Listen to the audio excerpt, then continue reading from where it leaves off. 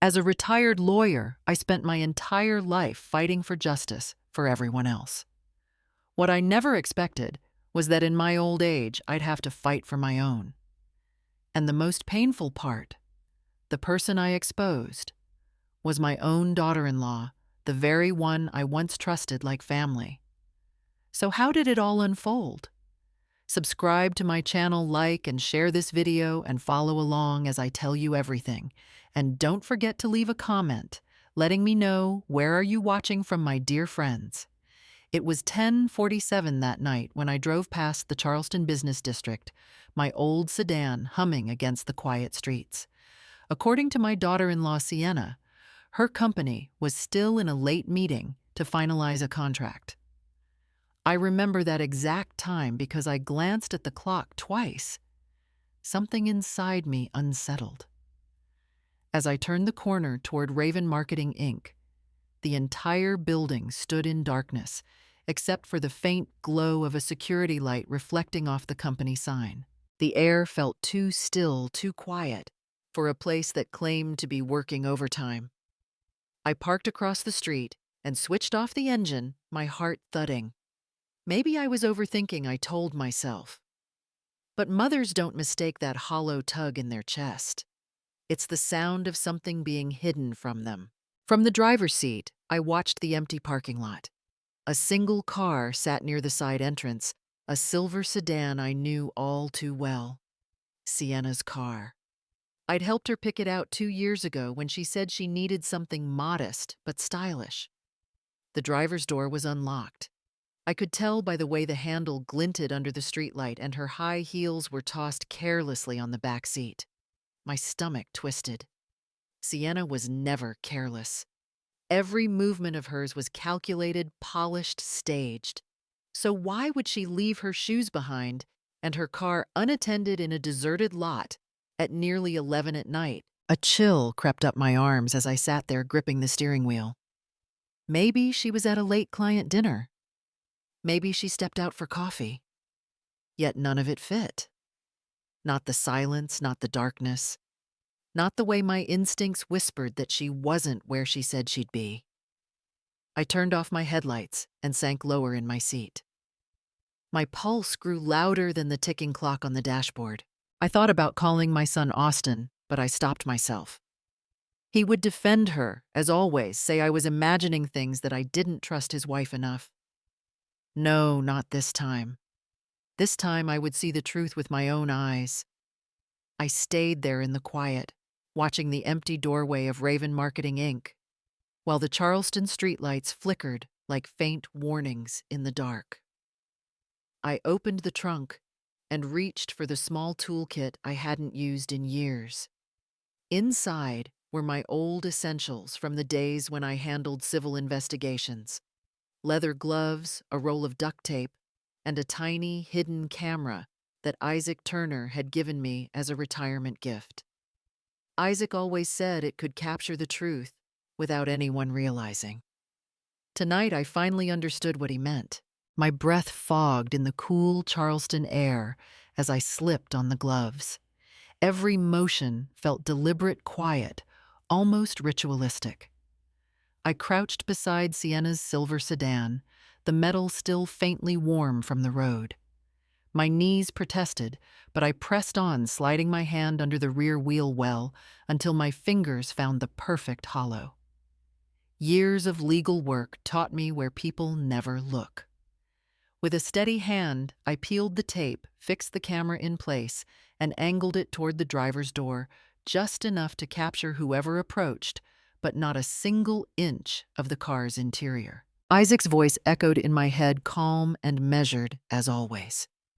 Remember, Delilah, evidence is worthless if it crosses the line of the law. That was his golden rule, and I lived by it. The area around the car was public property, a gray zone but perfectly defensible in court. I wasn't invading privacy, only protecting the truth.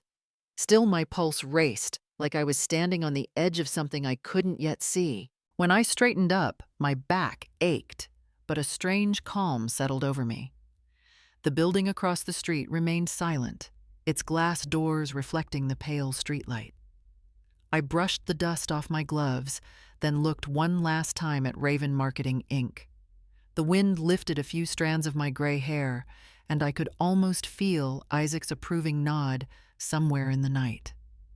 Part of me was the lawyer who understood every loophole, every boundary. But another part, the deeper one, was simply a mother following instinct. For years, I'd trusted words and documents more than feelings. Yet tonight, as the cool wind brushed against my skin, I realized something: the law can reveal the truth, but instinct knows it first. I closed the trunk softly and took a final glance at the parking lot before getting into my car. Whatever Sienna was hiding, she wouldn't be able to hide it for long. A year ago, we were all sitting around the dining table pretending to be a happy family. The roast chicken was still steaming, the silverware polished to perfection, and yet every word felt sharper than the knife beside my plate. Sienna leaned back in her chair, her smile sweet, but her tone laced with mockery. "You should really rest, Mom," she said in that sugary voice. "No need to talk about law anymore. Your time has passed." Austin chuckled awkwardly, trying to smooth things over. "Mom, don't take it the wrong way," he added quickly. "People do business differently now. You don't have to worry." I forced a small smile, the kind I used to give judges when I knew they'd already made up their minds. Inside, I swallowed a sigh so deep it almost hurt. It wasn't about law or age. It was about respect, something Sienna had never truly shown me. She always had to prove she was smarter, more modern, more relevant. That night, she flaunted a designer handbag, the kind that cost more than a month of Austin's paycheck.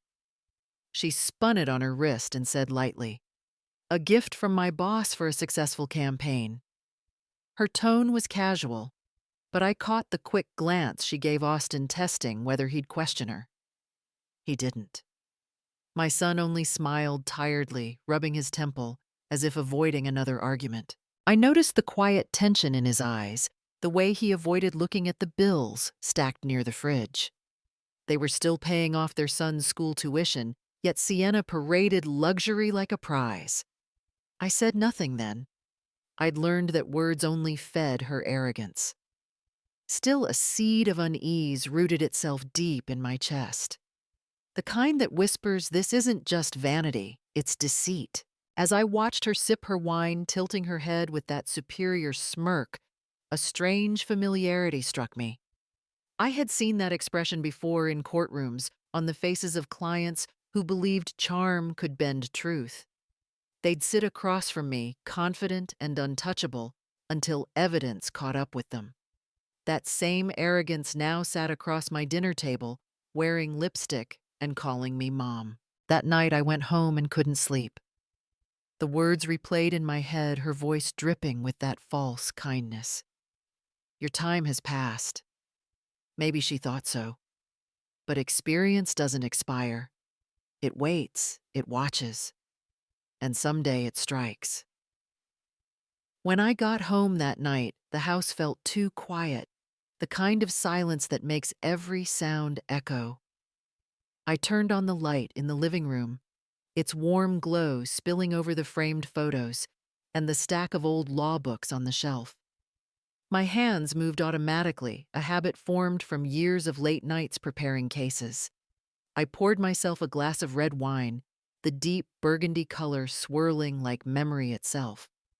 Then I reached for my old leather-bound notebook, the one I hadn't opened in years.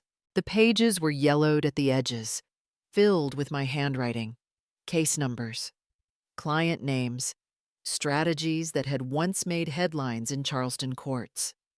Every page carried a memory of long nights and hard choices, victories that had cost me pieces of my soul. I ran my fingers over a page titled "The Turner Estate versus Brookline Realty" and smiled faintly. I had won that case against 3 corporate lawyers half my age. Back then, I thought the law was about defeating others. I was wrong. On the last page, where the ink had faded into time, I wrote a new line in slow, deliberate letters. Law isn't just to win against people, it's to defend what's right. My hand trembled slightly, but not from age. It was conviction returning after years of being silent. I closed the notebook and leaned back on the sofa, listening to the old clock ticking against the still air. Across the room, the family photo caught my eye. Austin, Sienna, and little Noah smiling on the beach, their arms around each other. The frame seemed to watch me quietly, asking if I still recognized the people in it. I felt a dull ache in my chest. I had built my life on justice, yet here I was, forced to use it to protect my own son from the woman he loved. The ticking grew louder, steady as a verdict.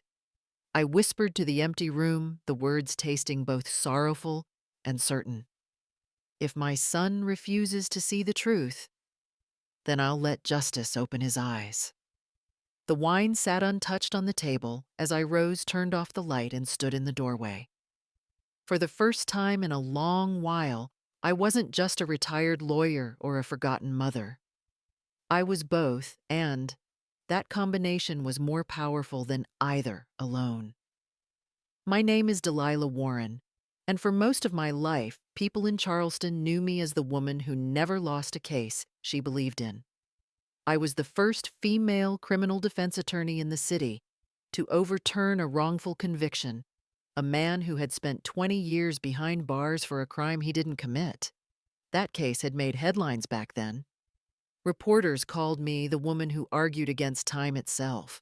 I used to wear that title with pride, though it came with sleepless nights, courtroom battles, and the quiet cost of watching people lose faith in the system I swore to defend. After my husband William, a federal judge, died of cancer, I left the courtroom for good. The silence of retirement felt heavier than I expected. I moved back to our old wooden house in the outskirts of Charleston, a modest place shaded by oak trees that whispered through the seasons. My son Austin and his wife Sienna lived just a few blocks away, close enough to drop by for dinner. For a while, I thought that proximity meant closeness. I was wrong, but I didn't know that yet. My days became slower, gentler. I tended to my garden every morning, pruning the hydrangeas and coaxing tomatoes to life. I read through old case files in the afternoons, sometimes laughing at my younger self's stubborn notes written in the margins. And in the evenings, I worked on my memoir, The Price of Truth. Writing helped me make peace with the parts of justice that never felt fair. I wanted to leave behind something more than verdicts, something my grandson Noah might one day understand. I still kept in touch with Isaac Turner, my longtime colleague and closest friend. Isaac had retired too, though his mind was as sharp as ever. We spoke on the phone every Sunday, and he always teased me with the same line: "You may have quit the job, Delilah, but justice never quit you." I'd laugh, sip my tea, and tell him that justice had simply changed shape, that sometimes it lived not in the courtroom, but in the choices we made at home. For a while, that quiet life suited me. I believed peace had finally replaced the chaos of my legal years. But beneath the calm, there was still the old instinct, that restless awareness that something wrong always finds its way to your doorstep. I just didn't realize how close it already was. Austin Clark was once everything a mother could be proud of. He grew up in my shadow, though I never meant for it to be that way. From the moment he could read, he followed me around the study, asking why people lied in court or why justice took so long to arrive. When he got older, he attended the same law school, I had sat in the same classrooms, even quoted the same professors I used to admire. For years, I thought we spoke the same language, the language of truth, of logic, of evidence over emotion. But somewhere along the way, that language began to fade. When Austin passed the bar, he joined one of the biggest corporate law firms in Charleston. He handled business contracts, mergers, and property deals, all perfectly respectable work, but I could see the change in him almost immediately. The sharp moral clarity he once had dulled into careful diplomacy. His words became calculated, his tone always cautious, as if every conversation was a negotiation. I remember the day I visited his office for the first time. The place was sleek glass and steel everywhere, but cold. No trace of the idealism that had once defined him. He was on a call speaking fast, his voice confident but detached. When he finally hung up, he smiled and said, "Mom, this is just how things are done now." I nodded, but deep down, something in me ached. After he married Sienna Porter, the distance between us widened like a quiet fault line. At first, he still came for Sunday dinners bringing flowers or wine, joking that my cooking was better than any restaurant in town. But soon the visits grew rare. He always had a reason I've got to stay late at the office, or Sienna's boss invited us to a client dinner. At first, I believed him. Then I realized excuses have a pattern. They always sound professional, but they feel personal. I watched my son drift away, drawn into a world where law wasn't about right or wrong anymore, only profit and prestige. The same boy who once defended a classmate from an unfair suspension now spent his days crafting loopholes for corporations. It broke my heart quietly, the way erosion wears down stone. Sometimes late at night, I would open the old case files we once discussed together. His notes were still there in the margins, careful, idealistic, full of conviction. I'd trace them with my fingertips and whisper, "Where did you go, Austin?" But the pages never answered back.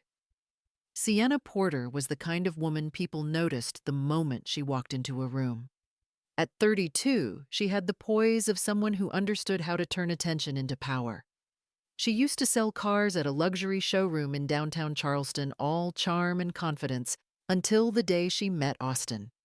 She came to him for help reviewing an insurance contract, and from that meeting onward, she never had to sell anything again, at least not the way she used to. In front of others, she was flawless, the perfect wife.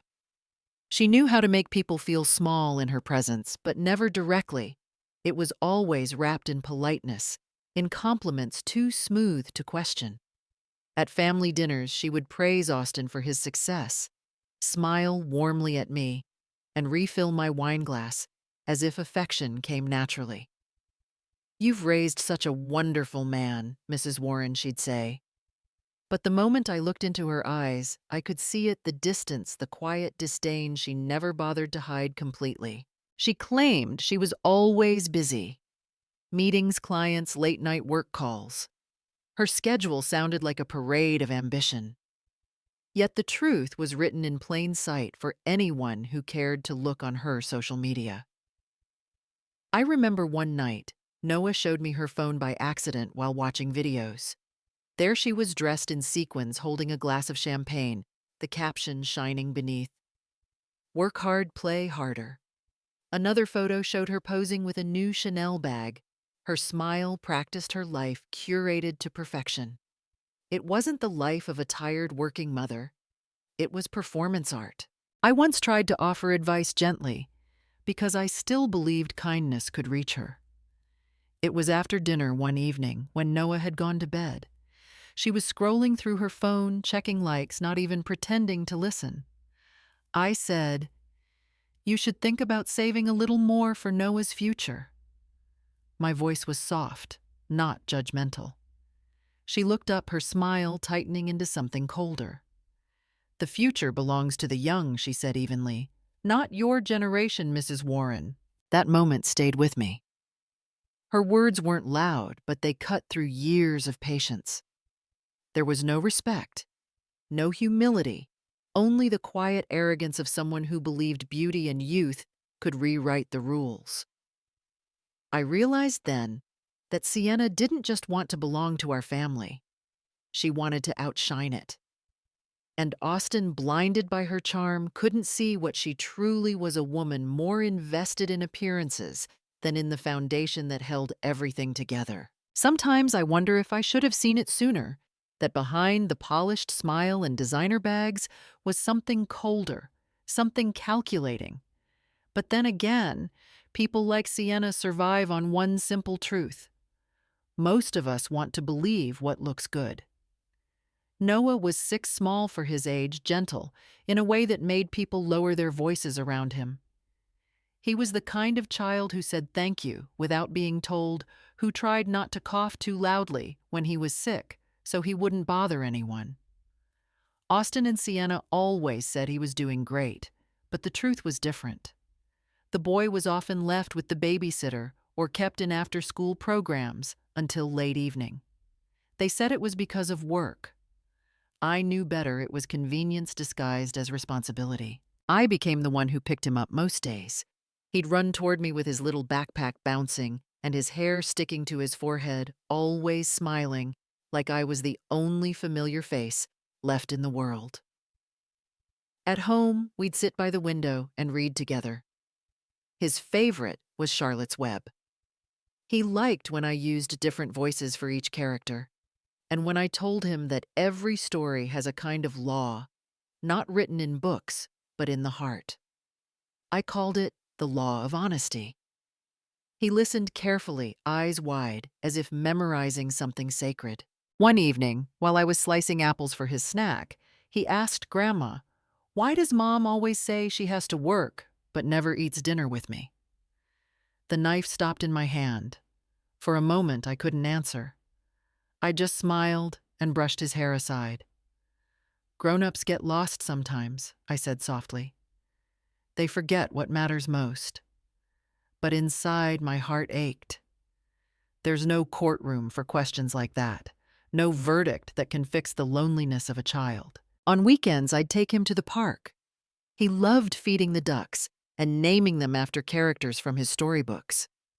When it was time to go home, he'd always ask for 5 more minutes. I never said no. Those 5 minutes were the only part of his world that felt safe, and I wasn't going to take them away. Then one afternoon, he handed me a drawing he made at school. In it, he and I were holding hands under a big yellow sun. Behind us stood 2 tall figures. Austin and Sienna turned away, their faces blank. I looked at the picture longer than I meant to. Children see the truth before adults dare to admit it. That drawing said everything words never could. My grandson felt alone in the house where love had become decoration. I folded the paper gently and told him it was beautiful, but what I really meant was that it broke my heart. It was a Friday night when the first crack appeared in the perfect picture. I was at home watching Noah build a small tower of wooden blocks on the carpet when the phone rang. Austin picked up his tone instantly soft. "Hey, honey," he said. From across the room, I could hear Sienna's voice through the speaker, bright, cheerful, too polished to sound tired. "I have to stay late at the office, Mom. Big client meeting. Tell Noah I'll kiss him goodnight tomorrow, okay?" In the background, faint but unmistakable, there was music, not office music, but the low thump of a bar or lounge, and laughter, hers. Austin hung up smiling proudly.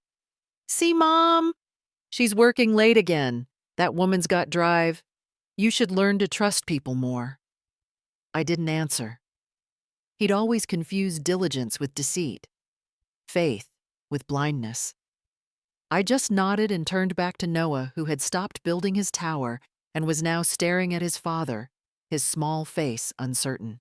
Later that night, after Austin went to bed, I sat in the dim light of the kitchen, my thoughts circling like restless birds.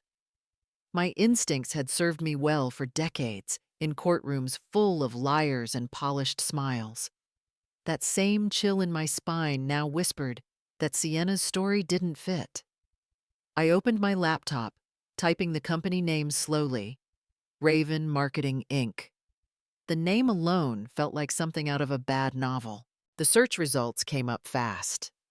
The first few pages looked ordinary, flashy website, vague slogans about branding innovation. But buried deeper 3 years back, I found it. A local news article, Charleston firm accused of money laundering through overseas shell accounts. No arrests, but plenty of whispers. I leaned closer, rereading every line. Same company name. Same office address. I felt my pulse tighten. I knew better than to jump to conclusions. Proof mattered more than suspicion. But old habits die hard, and so does intuition. I bookmarked the article and started taking notes. Dates, company officers' names that sounded familiar. Each click revealed another layer of dust beneath the shine.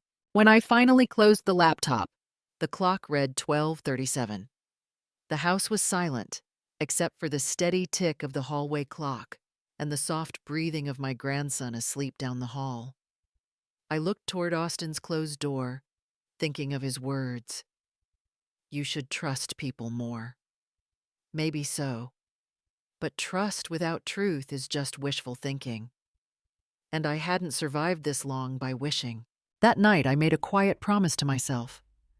Whatever Sienna was hiding, I would find it not as a lawyer but as a mother who refused to lose her son to a lie. The signs began small, almost invisible, the kind that most people would overlook if they weren't trained to see patterns. But I had spent decades studying the language of deceit.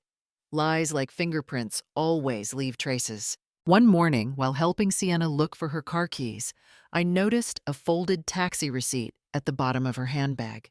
She laughed when I picked it up, said it was probably from a client meeting.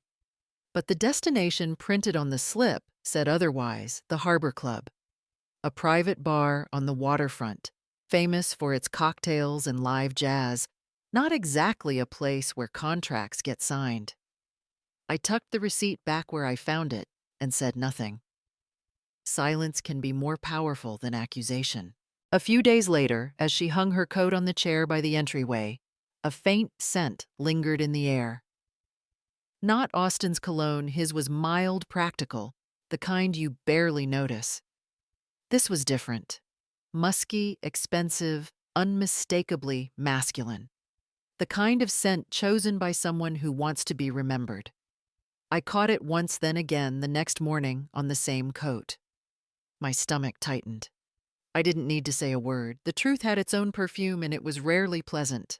Then came the restaurant bill, crumpled, half-torn, tossed carelessly into the kitchen trash. I found it while taking out the garbage. 2 steak dinners, a bottle of red wine, dessert for 2, paid in cash. I turned it over, staring at the smudged ink, the timestamp clear as daylight. 4:42 p.m. Thursday. The same night she had claimed to be stuck in a conference call with corporate. I placed the bill on the counter, staring at it for a long time before folding it neatly into my notebook. The house felt colder after that. Sienna's laughter echoed louder, almost forced, as if she knew I was starting to see through the surface. Austin remained blind, or maybe he chose not to look. Love can be a curtain just as heavy as guilt. But I had no such luxury. The old instincts of an attorney began stirring inside me, the same ones that once dismantled testimonies and unearthed truths people thought they'd buried. That night, as I sat by the window watching the streetlights flicker, I wrote a single line in my journal. The law teaches me that every lie leaves a trace. You just have to know where to look. The ink bled slightly on the page the way memories sometimes do, spreading wider the longer you try to contain them. When I finally brought it up to Austin, it wasn't anger that pushed me, it was fear. Fear of watching my son sink deeper into a lie he refused to see. We were in the kitchen, the evening light soft through the curtains, the smell of coffee still lingering. I placed the receipts and notes on the table, not as accusations, but as facts. Austin, I began quietly. Don't you think some things about Sienna's schedule seem inconsistent? He sighed, running a tired hand through his hair. The shadows under his eyes looked deeper than usual, carved by too many late nights and too much faith. Mom, he said, his voice low, almost pleading, please don't start this again. Sienna's been under pressure lately. She's meeting clients, closing deals. That's what people do when they're trying to help their family. Help their family. The phrase struck me harder than I expected. I looked at him, my son, the same boy who once debated ethics across the dinner table, who used to say, "The truth always finds its way." Now he was defending someone who had turned deceit into an art form. "Austin," I said softly, "you're a lawyer. You should know better than anyone. The busier someone claims to be, the more they're hiding what keeps them busy." He frowned, shaking his head. "You're reading too much into things. You always do." That tone, polite but distant, cut through me sharper than any argument. I could feel the space widening between us, filled with all the things he refused to see. I wanted to shout to tell him that love shouldn't require blindness, but I didn't. Years in court had taught me that emotion clouds judgment, even when the truth is staring you down. So instead, I stayed calm, my voice steady, my heart burning. "She's changing you," I said finally. "And one day, when you wake up and realize what she's done, it'll be too late to ask why." He looked away toward the window where the fading sunlight cut his face in half shadow, half light. "I'm tired, Mom," he muttered. "I just want peace in this house." Peace. I almost laughed. Peace built on denial is just silence with better manners. I gathered the papers from the table and folded them neatly. "Then pray the truth doesn't come knocking," I said quietly, "because when it does, peace won't be the one to answer." It was just past noon when I met Lydia Parker at a small cafe near the courthouse, the kind of place where conversations disappeared under the hum of espresso machines. Lydia and I had known each other for years. She was one of the few people from my old life who still called just to ask how I was doing. That afternoon, however, her voice on the phone had been different. Careful. Urgent.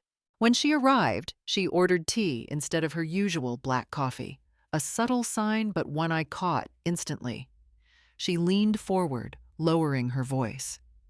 "Delilah," she said, glancing around, "I shouldn't even be saying this, but someone named Sienna Porter has been making regular cash deposits into her account at First Charleston Bank." I didn't blink. "Regular as in scheduled," Lydia nodded. "Same amount, same day every month. And the source, well, it's linked to a car dealership currently under investigation for financial fraud. It's all still confidential, but you should know." She hesitated, eyes filled with the weight of what she had just risked sharing. I sat still, the world around me shrinking into silence. The puzzle pieces started to align. Sienna's old job at the car showroom, the sudden luxury purchases, the unexplained late nights. It all led back to one place: the money. People lie. Paper trails don't. My pulse slowed, not from fear, but from clarity. "You didn't tell me this," I said calmly. Lydia nodded, relieved. "I was never here," she replied. We both smiled faintly, two women who understood the quiet danger of knowing too much. After she left, I stayed at the table stirring my tea, though it had long gone cold.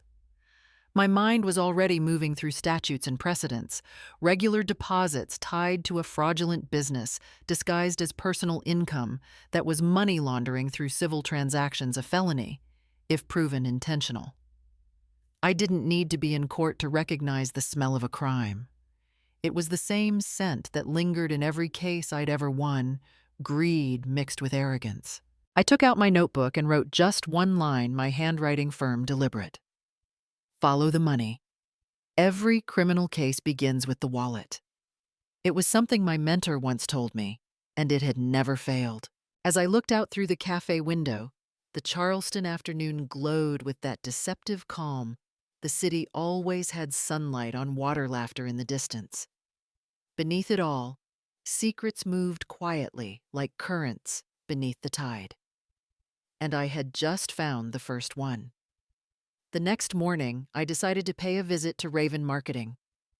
I told myself it was a simple errand, just dropping off a bag Sienna had forgotten at home. But I knew better. After years in the courtroom, I had learned that the quickest way to find the truth was to walk right into it. The office building stood quiet under the Charleston sun, all glass and steel, pretending to shine with integrity. I parked across the lot, took a deep breath, and walked in. The young security guard at the front desk looked up, startled to see someone of my age walking in so confidently. "Good morning," I said with a polite smile. "I'm here to drop off something for my daughter-in-law, Sienna Porter." He frowned slightly. "Porter. Oh, you mean Mrs. Clark, right?" He checked the visitor log. "She's not here today. She clocked out early yesterday, around 6. I tilted my head. "Early?" He nodded. "Yes, ma'am.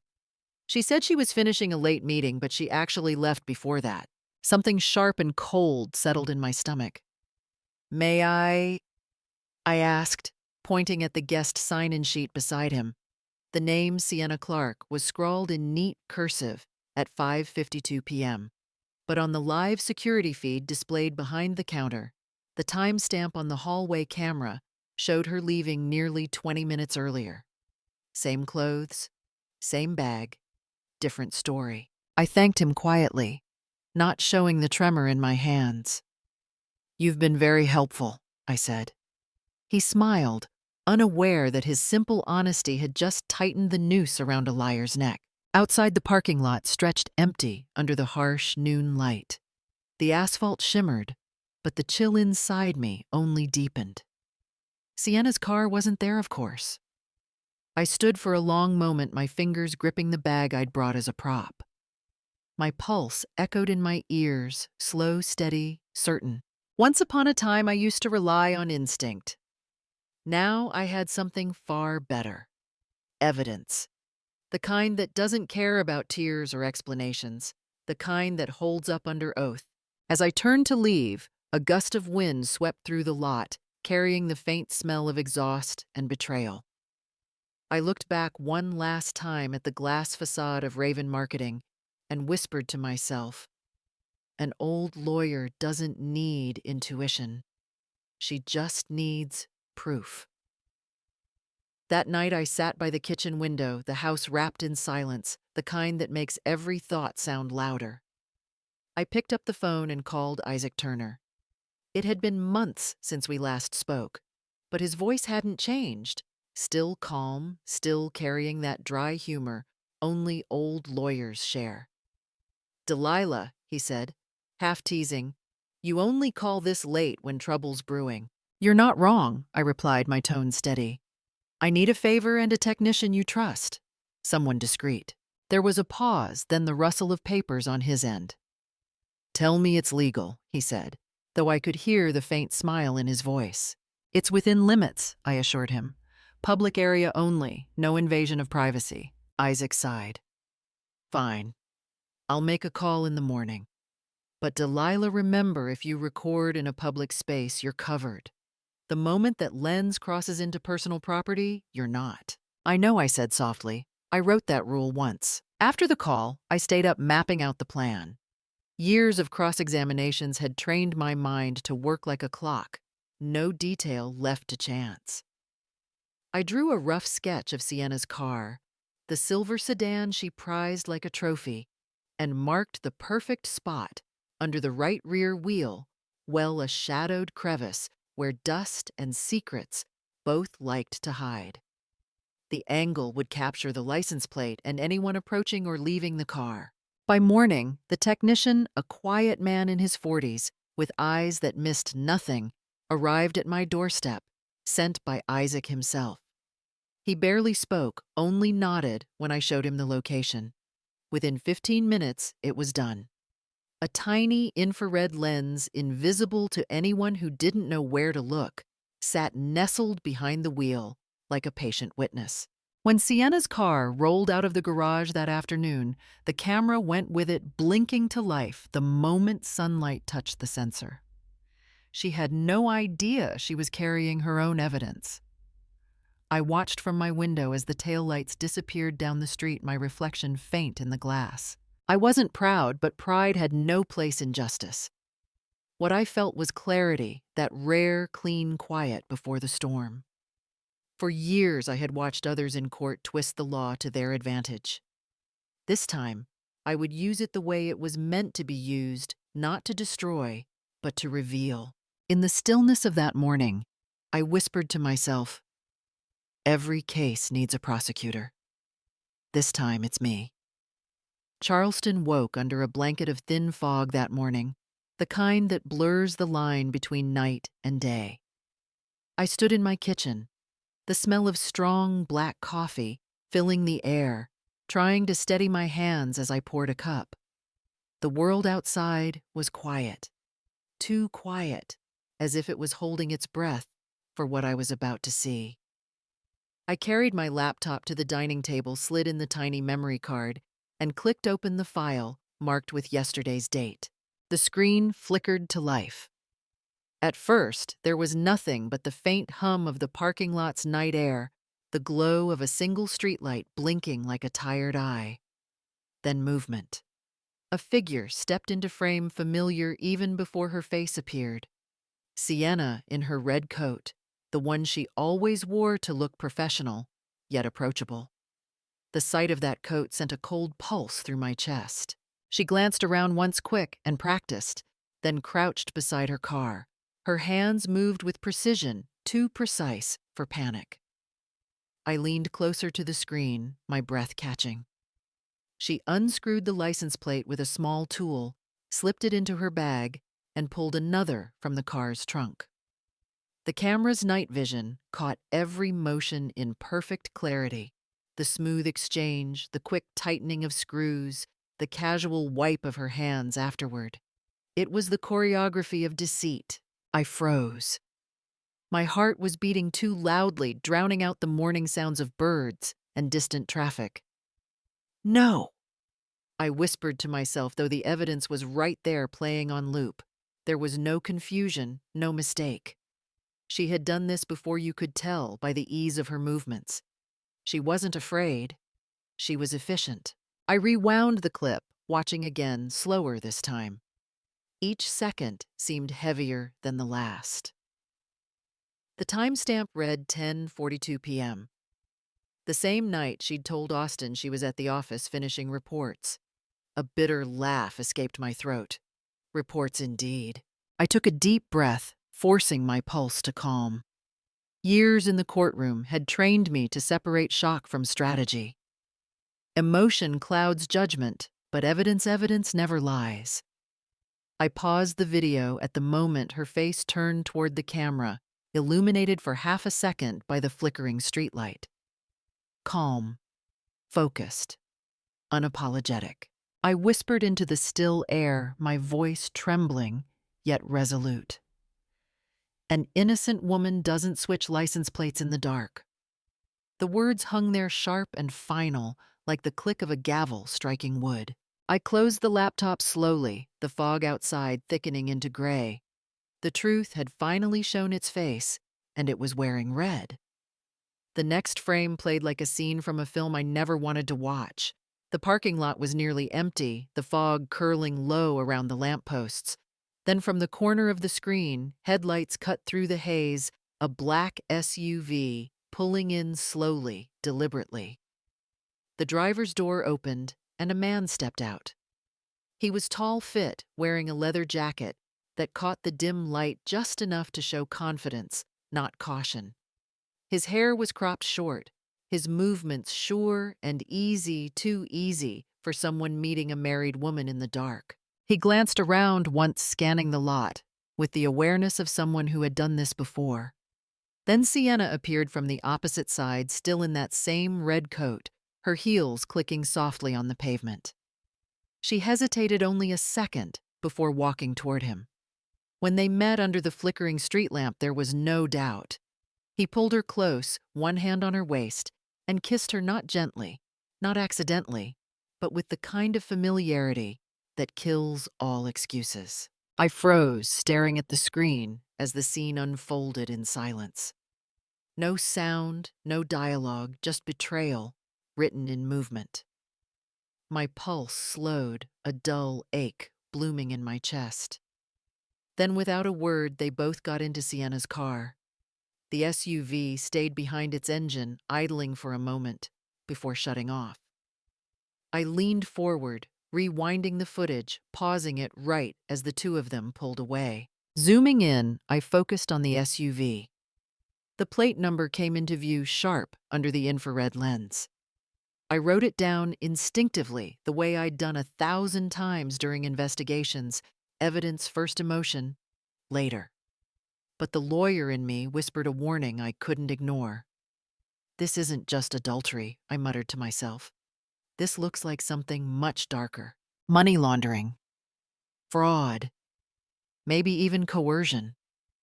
My mind moved through possibilities faster than my heart could keep up.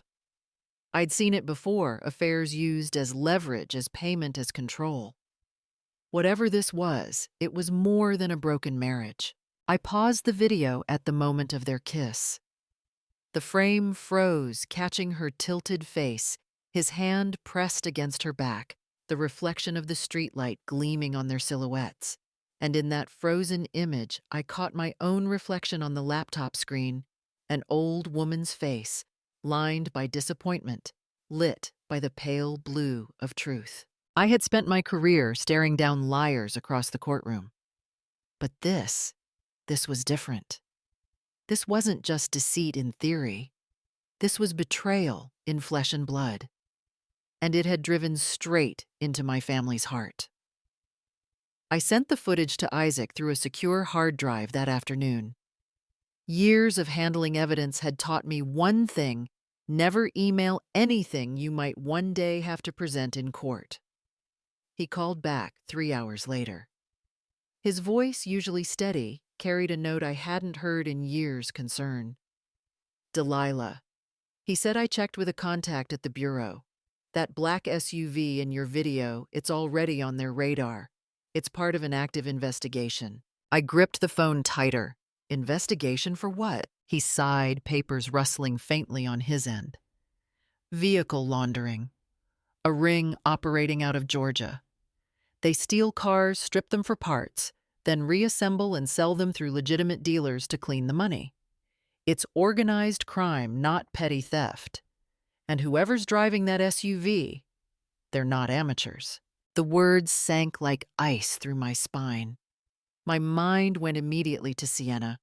The expensive handbags, the unexplainable cash deposits, the smug confidence of someone who thought she'd outsmarted the world.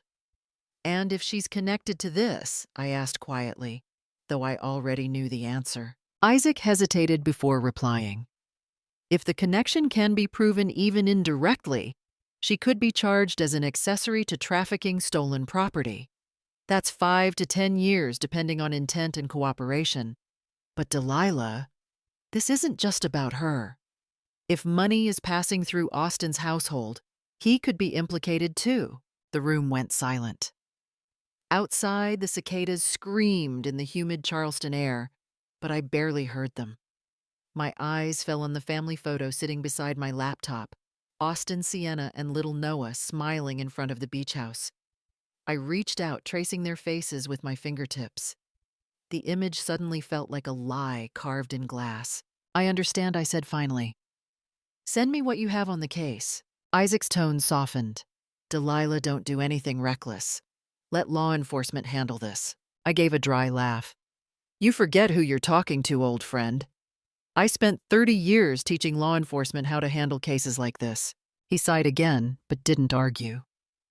When the call ended, I sat there for a long time staring at the darkened screen. Then I reached for my leather notebook, the same one that had followed me through every courtroom battle of my career, and wrote a single line in the margin, my pen pressing deep into the paper. Infidelity can be forgiven. Breaking the law cannot. I closed the notebook gently, like sealing a verdict. The next phase of this battle wouldn't be emotional, it would be legal, and I had just chosen my role. The 7th clip began without warning, a flicker of movement, and then the glow of neon lights, blue and violet, bleeding across the frame. The bar sign read Velvet Fox, a place I'd only heard of in whispers from downtown attorneys who liked to drink where questions weren't asked. The camera mounted somewhere across the street caught everything through the tinted windows. There she was, Sienna. Dressed to impress, wrapped in a silk blouse that shimmered under the colored lights. She sat at a corner booth, posture perfect, smile effortless. Two men joined her, one in a gray suit, the other in a leather jacket, both with the cautious body language of people who handled too much money to be careless. The audio from the infrared mic was faint but clear enough when I adjusted the volume. Sienna leaned forward, her fingers tapping the table lightly. "I already have a new investor," she said, her tone smooth, flirtatious. "All you need to do is move the funds through the secondary account. No one will question it." The man in the suit nodded, sliding a thick envelope across the table. Sienna's eyes flickered excitement, greed, control, all in the space of a heartbeat. She placed her hand over the envelope, smiling like a woman who had just sealed a perfect deal. The kind of smile that used to charm judges and jury members alike before the evidence stripped it away. I froze the frame. The envelope was open just enough to show the edge of cash inside. I didn't need to count it to know it was a bribe, not a bonus. My chest tightened. I'd seen this scheme before years ago in a fraud case that destroyed 3 families and sent 2 innocent people to prison before the truth came out. It was always the same pattern: a broker fake investment portfolios, shell accounts to wash illegal money under the guise of business expansion. Only now it wasn't a stranger in my courtroom, it was my daughter-in-law. I pressed play again. The men laughed. Sienna tucked the envelope into her purse, her face illuminated by the bar's neon light. For a moment, her reflection flashed on the mirrored wall behind her eyes. Cold smile, sharp confidence, untouchable. The camera caught it perfectly, that exact second, when greed overtook grace. I leaned back, my breath trembling. "So this is who you really are," I whispered to the screen. "Not a wife, not a mother, just another con artist with good taste in perfume." Her laughter echoed faintly from the speaker, bright and hollow. And in that sound, I heard every courtroom echo I'd ever known, the smug chuckle of defendants moments before the verdict. I closed my laptop slowly, my reflection faint against the dark screen. Some truths are too familiar. I closed the laptop slowly, as if afraid the truth might spill out if I moved too fast. The screen went black, but the image of Sienna's smirk still burned behind my eyes. My hands trembled slightly. On the table, my cup of coffee sat untouched, the steam long gone, the surface rippling faintly with every breath I took. The silence in the room was heavy, the kind that follows a verdict no one wants to hear. My eyes stung not from age, but from exhaustion, from holding back everything I had seen coming, but wished I'd been wrong about. For a long moment, I didn't move. The only sound was the ticking of the clock above the fireplace, counting seconds that felt like accusations. Then faintly, I heard his voice, my late husband's voice echoing through memory. Sometimes he used to say, "Justice begins when you dare to look directly at pain." Back then, I thought he meant the pain of strangers in a courtroom. I hadn't realized he also meant this kind, the kind that lives inside your own family, wearing your son's last name.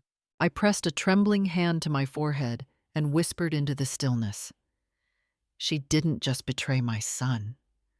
She betrayed the law itself.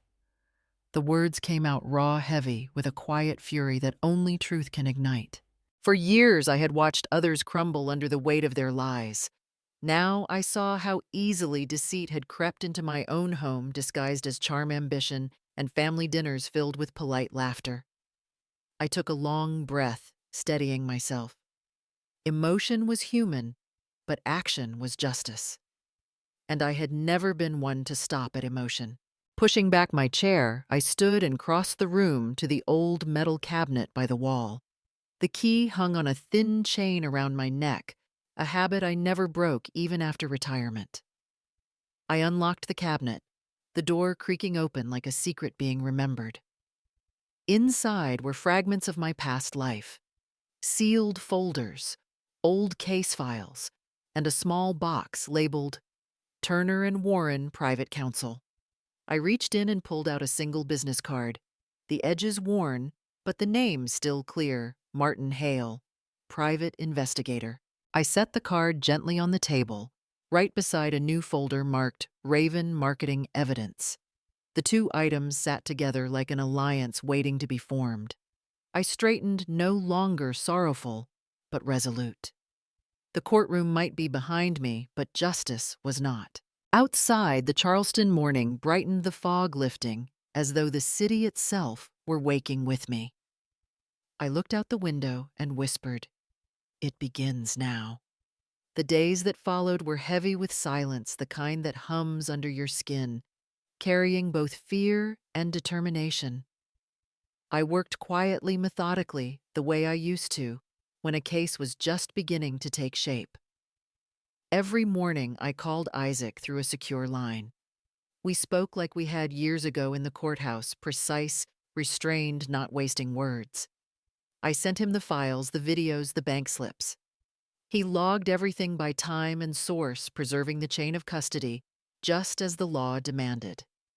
We both knew what we were building, not revenge, but a case. By the third night, Isaac reached out to one of his contacts in the Charleston Police Department. Detective Bennett, a man who specialized in financial crime. We met quietly at a coffee shop downtown.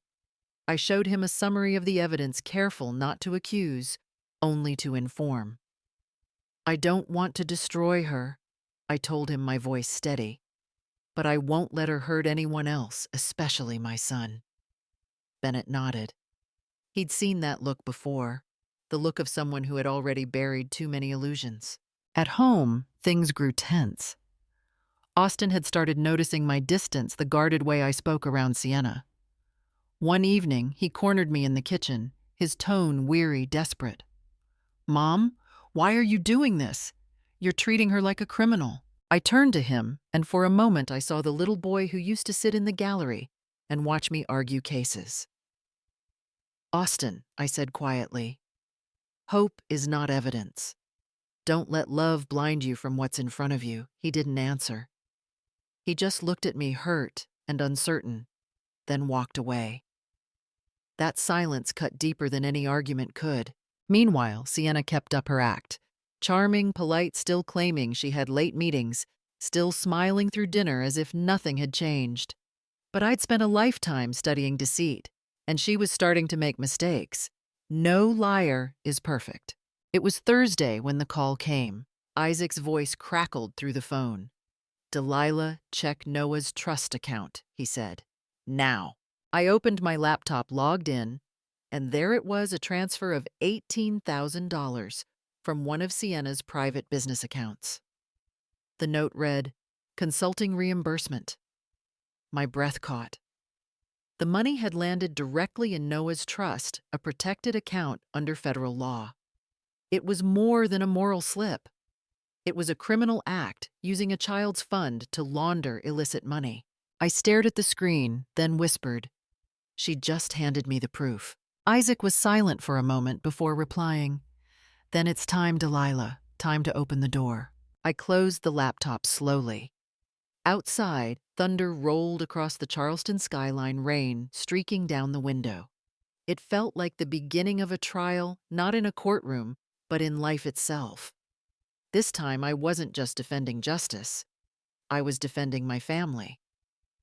I met Isaac at his old law office in downtown Charleston, a narrow brick building that still smelled faintly of leather and paper, like the courtroom days we both thought were behind us. The sunlight streamed through tall windows, glinting off rows of dusty casebooks lined against the wall. Sitting there felt strange, almost nostalgic, as if time itself had paused just long enough for us to remember who we once were. Isaac had already set up his desk with meticulous order, my laptop on one side, his old legal pad on the other. "Let's start from the beginning," he said, adjusting his glasses. I opened the folder labeled Raven Marketing Evidence, and together we began watching the clips again, one by one. Each frame was time-stamped, each sound logged. The lawyer in me couldn't help but return. I noted details automatically, the shadows, the license plates, the moments of exchange. It felt like slipping into an old skin that still fit, though a little tighter now. Isaac leaned back after the third video. "You need to create a private evidence log," he said. "Write down every file, every clip, every observation in sequence. Include where it came from, when it was recorded, and how it was obtained. It'll make the data admissible if this ever goes to court." I smiled faintly. "Still teaching me procedure after all these years," he chuckled. "You taught me first. I'm just reminding you how sharp you used to be." We worked for hours, labeling, cross-referencing, making sure no piece of evidence could be questioned for authenticity.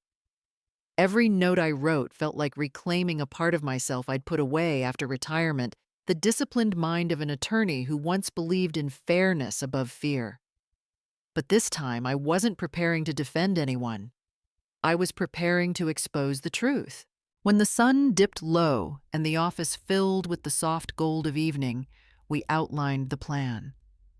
"No full submission yet," Isaac said firmly. "We'll send portions, selectively. Enough to catch attention, but not enough for her to claim invasion of privacy." I nodded. "Control the narrative before she does." He tapped the folder. "Exactly. Step by step. Quietly, but legally airtight." As he spoke, I looked around the office, the same books we'd once leaned on during long nights of trial prep. The same chairs where truth and strategy were crafted like weapons. It felt both foreign and familiar, like finding an old part of myself buried under dust and memory. I ran my hand across the file's cover and said softly, "It's strange. All those years I fought to protect the innocent. Now I'm fighting to prove guilt, not out of vengeance, but because I owe my son the truth." Isaac gave a slow nod. "Then let's make sure justice still remembers your name." Isaac made the call early the next morning.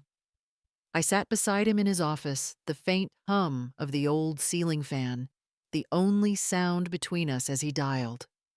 His tone was calm but deliberate, the voice of a man who knew every word might carry weight. "Brenda," he said once the line connected, "I have a situation that needs your eyes quietly." Lieutenant Brenda Miles had been a rising star in the Charleston Police Department for years. I remembered her well. Decades ago, I had defended her in an administrative misconduct case when she was still a rookie officer. She had walked out of that courtroom with her career intact and a promise that she'd never forget who stood up for her when no one else would. Now her voice through the speaker carried both surprise and respect. "Delilah Warren," she said. "It's been a long time." "It has," I replied, my voice steady. "And I wouldn't reach out if it weren't serious." Isaac explained the basics, the videos, the bank records, the suspicious transactions. Brenda listened in silence before answering.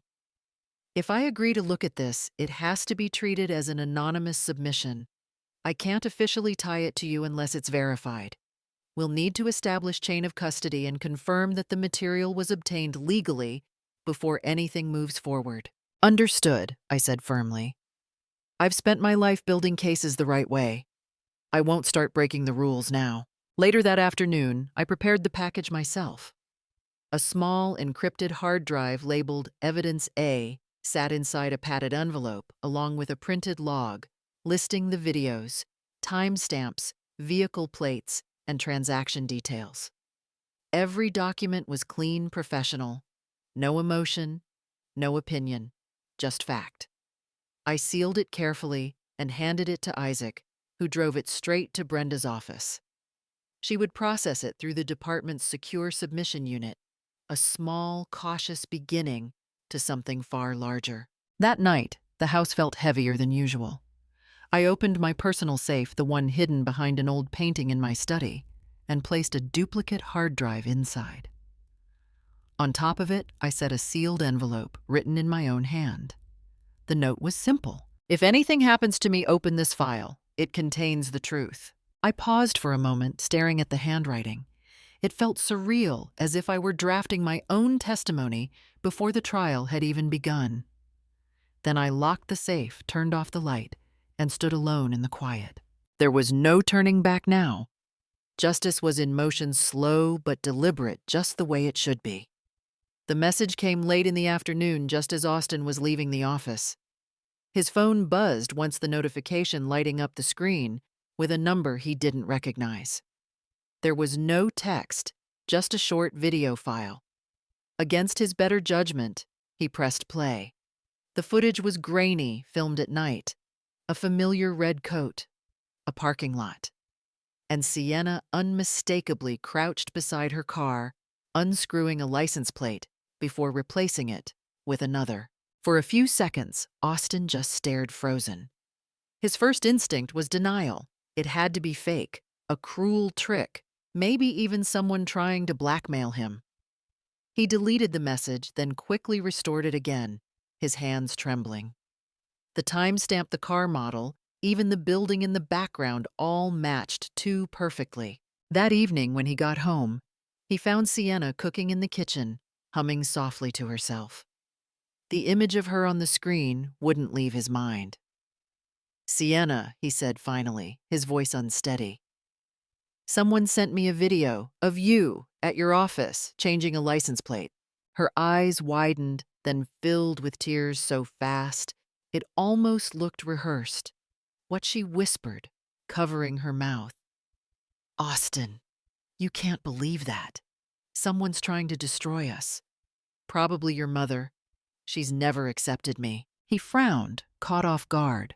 "Why would Mom?" "Because she's jealous," Sienna interrupted, voice breaking, as she threw her arms around him. "She hates that you love me more than her. She's always wanted to turn you against me." Her sobs echoed through the kitchen, trembling, desperate. Austin stood there stiffly, torn between reason and affection. The smell of dinner, the sound of her crying, the familiar weight of her arms around him, it all felt too human to belong to a criminal. But her words didn't erase what he'd seen. When she pulled away, he caught the faintest flicker in her eyes, something cold, calculating, gone as quickly as it appeared. That night, he lay awake beside her, her breathing steady, his heart restless. His mother's voice came back to him, calm, firm, the way she used to speak when teaching him law as a student. "Never let the law inside your heart fall asleep." Back then, it was advice for his profession.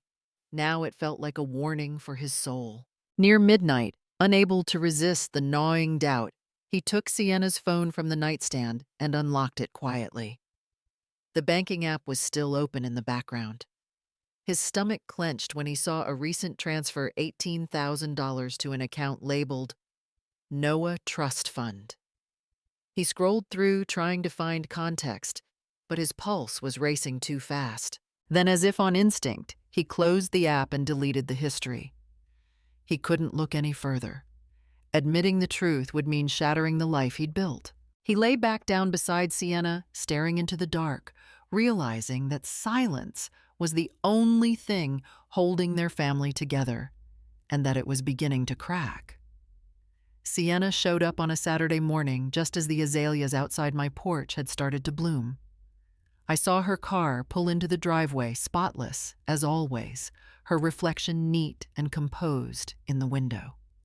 She was holding a box of pastries, the kind she knew I liked, the same kind she'd once brought over when she wanted to play the part of the perfect daughter-in-law. I opened the door before she could knock. "Sienna," I said evenly, "you're up early." Her smile was bright, rehearsed. "I just wanted to see you, Mom. I brought you some peach tarts from that bakery downtown. I thought maybe we could talk." "Of course," I said, stepping aside. "Come in." She followed me into the kitchen, her perfume sharp and sweet. I poured 2 cups of tea, set them on the table, and gestured for her to sit. She looked nervous, but her tone softened, almost trembling. "Mom, why don't you trust me anymore?" she began, eyes glistening just enough to look sincere. "Austin's been so distant lately. I feel like you've turned him against me." I stirred my tea slowly, watching the ripples fade. "Sienna," I said calmly, "trust isn't something anyone can demand. It's earned through truth, not tears. She reached across the table, her fingers brushing mine. I made mistakes, but I love this family. You have to believe me.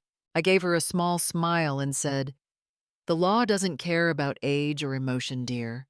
It only separates right from wrong." My voice was steady, but my hand beneath the table moved toward my phone, the recording app already running. South Carolina's one-party consent law was something I knew by heart. I had cited it countless times in my career. If she slipped, I wanted her words preserved exactly as they were spoken. Her eyes flickered at my calmness. She was expecting anger, confrontation, anything but serenity. "You've changed," she whispered, forcing a tear to fall. "You used to be kind." "I'm still kind," I replied softly, "just not blind." She stood abruptly, the mask cracking for the briefest second. "You're trying to ruin me," she said under her breath. "You'll regret it." Then almost instantly the charm returned. "I'll go now. Thank you for the tea." I nodded once. "Take care of yourself, Sienna." When the door closed behind her, the air in the house shifted. The sweetness of her perfume lingered, mixed with something bitter fear, perhaps. I reached for my phone and stopped the recording, saving it under a single label. Visit 9:47 a.m. Then I sat back in my chair, my smile fading. My reflection in the teacup looked older, sharper, the face of someone who had watched too many liars cry on the witness stand. I whispered to the empty room, "You can fake remorse, but not innocence." I spent the next morning printing every page, every timestamp, every transaction record. The hum of the old printer filled the quiet house, each sheet sliding out like a confession the world had ignored for too long. When I was done, I stacked the papers, neatly sealed them in a plain brown envelope, and pressed the flap closed with the steady hand of someone who had done this 1,000 times, not as a lawyer this time, but as a mother who understood what justice really costs. There was no sender's name, no return address, only the truth inside.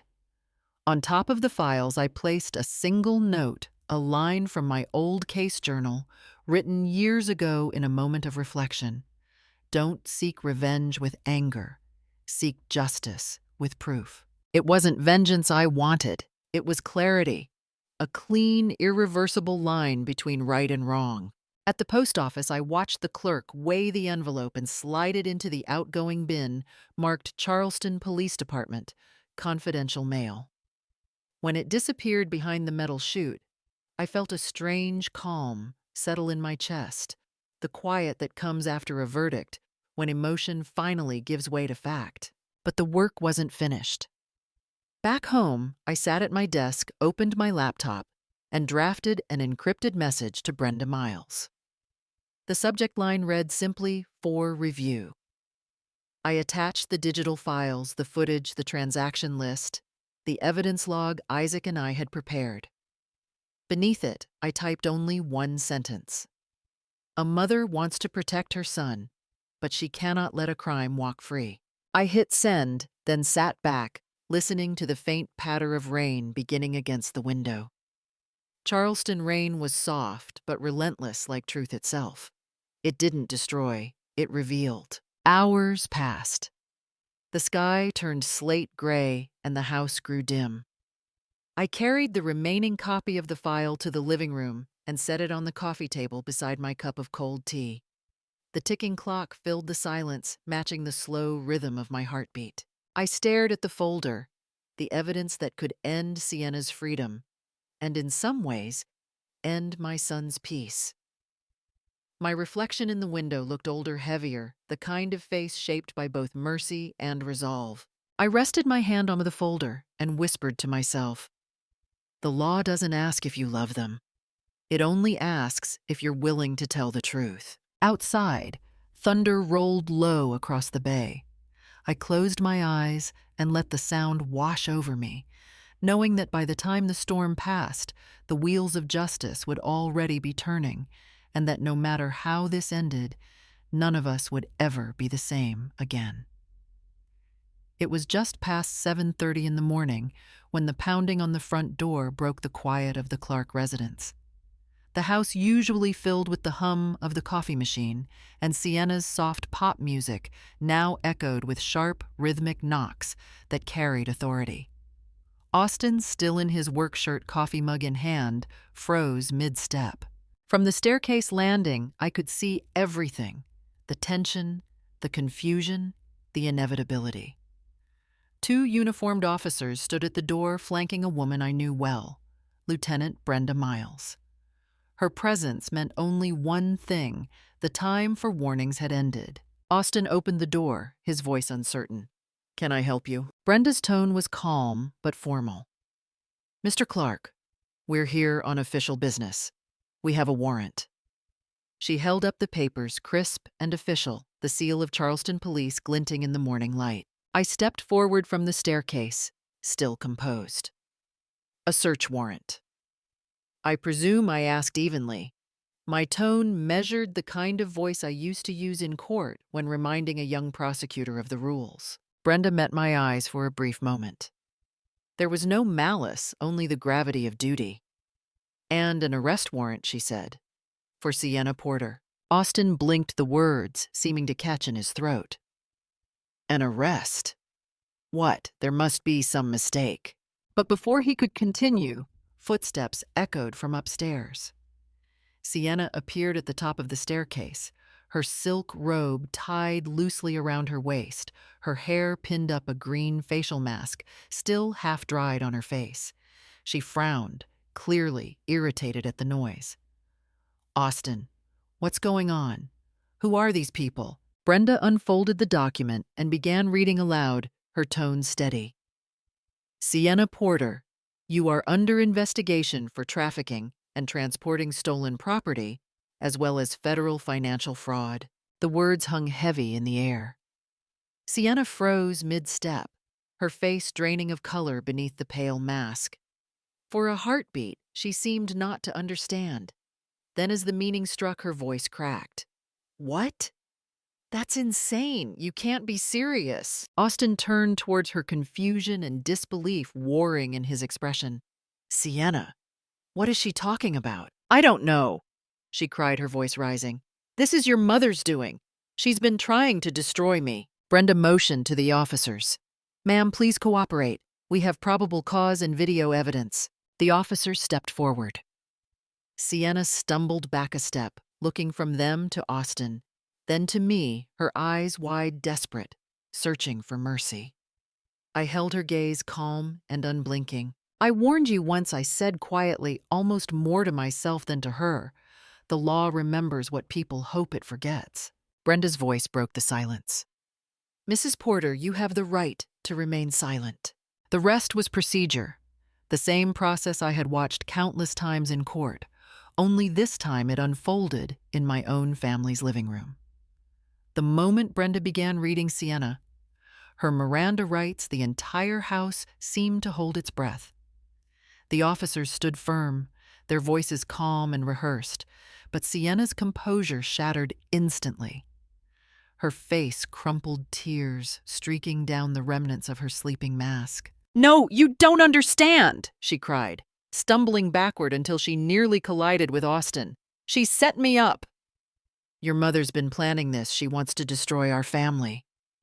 Her voice rose higher, desperate, trembling like someone rehearsing panic and realizing it was finally real. Austin froze his hand, still gripping the edge of the kitchen counter. "Sienna," he murmured, but his voice carried no conviction. He looked lost, like a man standing between two collapsing worlds. Sienna seized his arm, clutching it, as if he were the last solid thing in a sinking ship. "You can't believe this," she pleaded, tears dripping onto his sleeve. "Your mother's never liked me. She hates that I'm not like her.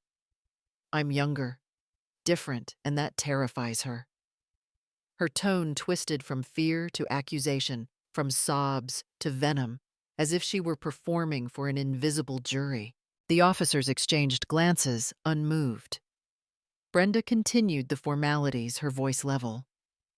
"You have the right to remain silent. Anything you say can and will be used against you in a court of law. But Sienna wasn't listening. Austin, please, she screamed, gripping him tighter. You said you loved me. You said you'd always protect me. Don't let her take everything away. Austin's lips parted, but no sound came out. The same words she had once whispered, I'm doing all this for our family, now echoed back hollow and sharp. The image of her red coat, the fake smile, the late nights, the missing money, they all collided in his mind like shards of glass. He looked down at her, his eyes filled with disbelief and sorrow. Sienna, what did you do? He whispered, barely audible. Sienna's crying broke into frantic laughter, a sound half mad, half defiant. You think I'm the problem? No, she's the one manipulating everything. She pointed at me, trembling, mascara running. She's jealous, Austin. Jealous that you love me more. I stood at the base of the staircase, watching her unravel. My expression didn't change. I had seen this scene before, not in my living room, but in courtrooms across the state. Panic, denial, blame. The theater of guilt. When she paused to catch her breath, I spoke calm, deliberate, every word like a gavel. I didn't set a trap, Sienna. I simply gave you the chance to prove yourself innocent through the truth. For a moment, the only sound was the ticking clock and Sienna's ragged breathing. The performance was over. The evidence would speak next. Brenda's voice cut through the chaos like a gavel. We need the original evidence file from the anonymous source. I stepped forward, my movements steady, despite the storm swirling around us. Of course, I said, pulling the small external hard drive from my bag. I set my laptop on the coffee table and connected the drive. The officers cleared a space as the screen lit up black first, then the familiar time-stamped footage. The video began to play. The parking lot appeared dark and quiet under flickering lights. Then came Sienna, unmistakable in her red coat, crouching beside her car, hands deftly unscrewing the license plate before replacing it with another. The footage was crisp, undeniable. Gasps filled the room. Austin's face drained of color as he stepped closer, eyes locked on the screen. Brenda leaned forward, speaking to her team. Playback confirmed. Time and date matched the incident log. Then Isaac's voice came through the laptop speaker, calm and professional. This file has intact metadata, no signs of tampering or compression. It's admissible under federal evidence standards. Sienna's scream broke the silence. That's fake. You edited that. She's framing me. Her voice cracked, trembling with fury. You think I'd do something that stupid? Brenda turned toward her, expression unreadable. Mrs. Porter, our lab verified the GPS coordinates embedded in the video. They match Raven Marketing's parking lot down to the decimal. The air seemed to vanish from the room. Sienna staggered back, shaking her head in disbelief. No, that's impossible. Someone set me up, but no one spoke. The only sound was the faint hum of the laptop and the shallow rhythm of her breathing. On the screen, the next clip rolled automatically. Sienna meeting the man in the black SUV, accepting a thick envelope under the pale glow of a streetlight. The camera caught everything, her nervous glance, the way she tucked the envelope quickly into her bag, the faint smirk before she drove away. Austin stared at the image as if it might shatter under his gaze. His voice came out low, trembling. Tell me that's not you, he said. Sienna looked at him, her lips moving, but no words coming out. Her mascara had run down her cheeks, streaking her face with black lines that looked almost like guilt drawn in ink. I stood by silently, my expression calm, professional, but my chest heavy with the weight of what had to be done. This wasn't triumph, it was justice doing what love could not. When the video ended, the room remained still. Brenda closed her notepad and spoke quietly to her team. We have confirmation. Proceed. Sienna's sobs filled the silence as two officers stepped forward. Austin didn't move. He just stood there, watching his wife's world collapse and realizing too late who had been telling the truth all along. The front door opened again, and the low murmur in the room fell into silence. Isaac Turner stepped inside, calm, composed, dressed in his familiar gray suit. Even after retirement, he still carried the quiet authority of a man who had spent his life in the service of the law. In one hand, he held a thick folder sealed with a red tag. In the other, a small briefcase that clicked softly as he placed it on the table. Brenda turned toward him immediately. "Mr. Turner," she said, "you're the one who authenticated the footage." He nodded. "That's correct. I supervised the data transfer personally." His voice was steady, formal, the tone of a man who knew that in a room like this, words were evidence too. He opened the folder, producing several stamped documents. According to Title 18 U.S. Code Section 2511, he began this evidence does not constitute unlawful surveillance. The camera was placed in a public parking area. It recorded no private conversations, and the content captured was the visual documentation of a criminal act. It's admissible. The legal phrasing hung heavy in the air. Even the officers seemed to straighten instinctively. Austin looked at him as if trying to grasp the meaning, but Sienna understood immediately. Her face twisted, the expression of someone realizing the law she once mocked had now turned its gaze upon her. Isaac continued, sliding a second file across the table toward Brenda. "Additionally, I've obtained a verified bank statement through a financial subpoena. It confirms that within the past 6 months, Mrs. Porter received a total of $187,000. The funds were transferred from multiple shell accounts under the name Harbor Client Services. Each transaction was disguised as consulting income, but the routing numbers matched those of an auto parts distributor currently under investigation for vehicle laundering." Brenda skimmed the report, her eyes narrowing.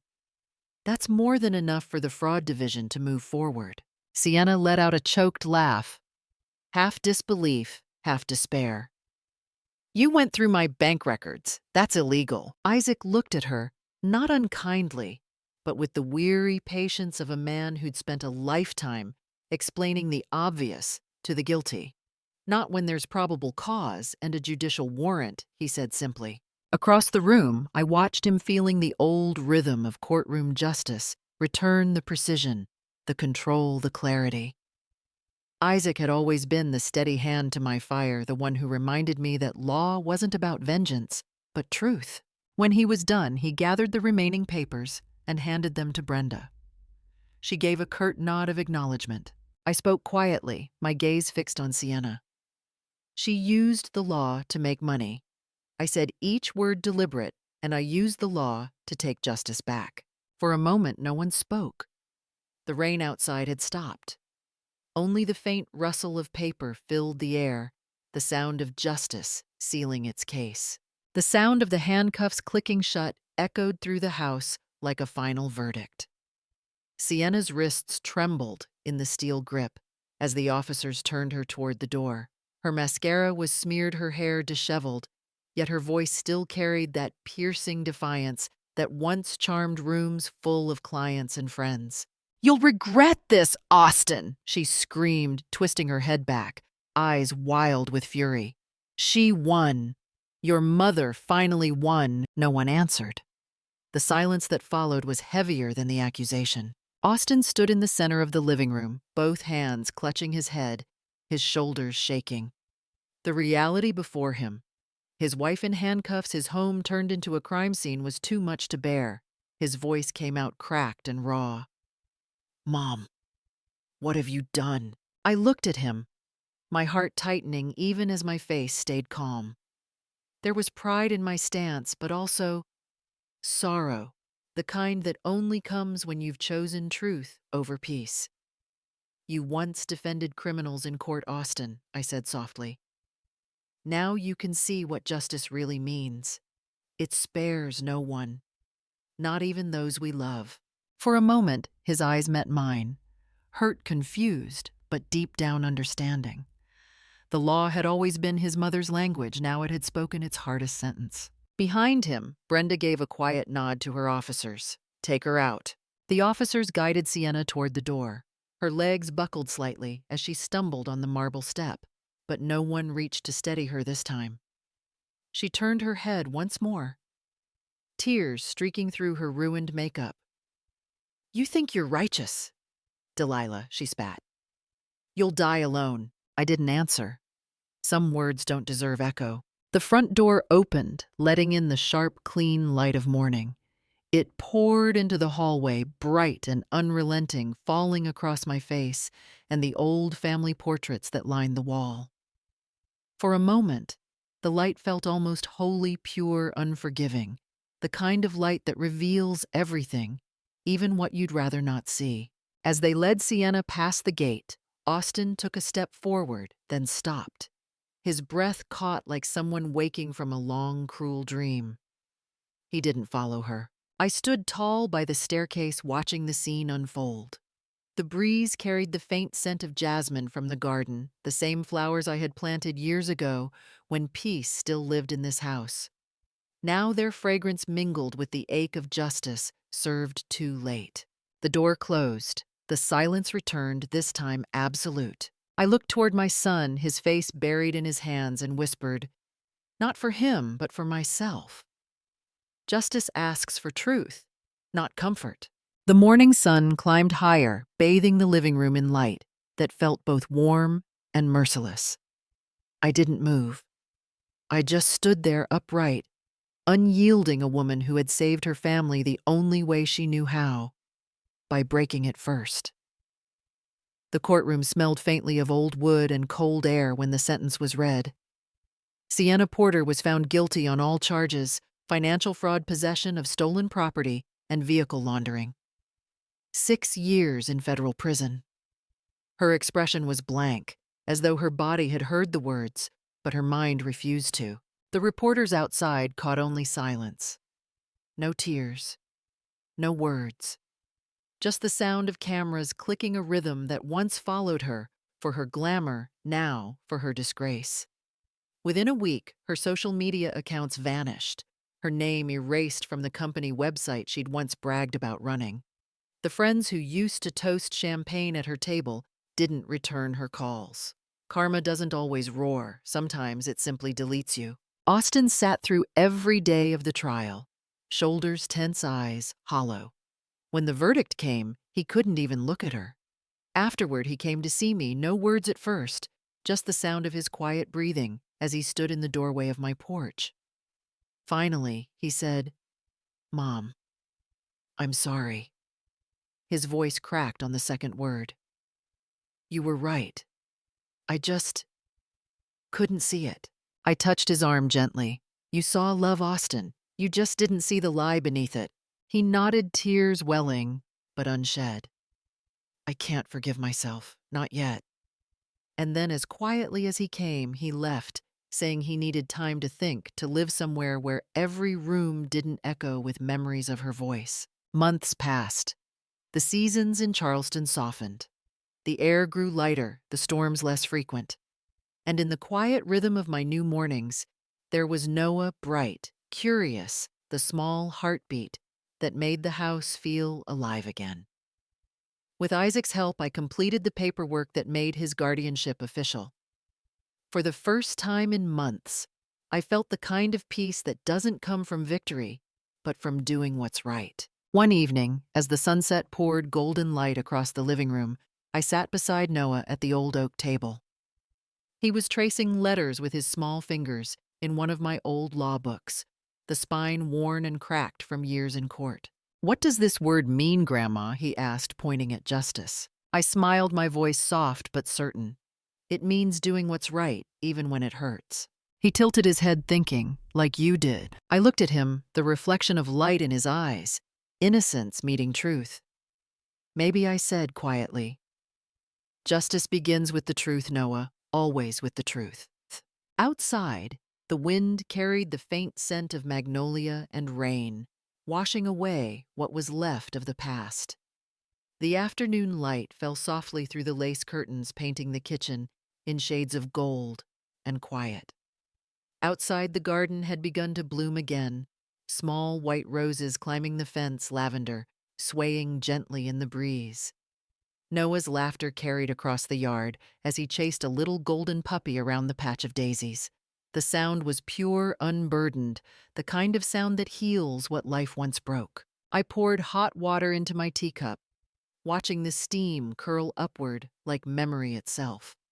My hands, older now, but steady, rested beside an open, leather-bound notebook, my journal worn at the edges, filled with the thoughts I hadn't dared to speak aloud. I began to write slowly, letting the words flow as naturally as breath. I once believed justice meant victory. Now I understand justice is the quiet peace that lives inside your conscience when you've done what's right. I paused, listening to the faint hum of the wind chime outside. For the first time in years, the house felt still, not empty, but whole in its silence. The storm had passed, and what remained was honesty. Painful, but clean. A knock sounded at the door. I didn't need to ask who it was.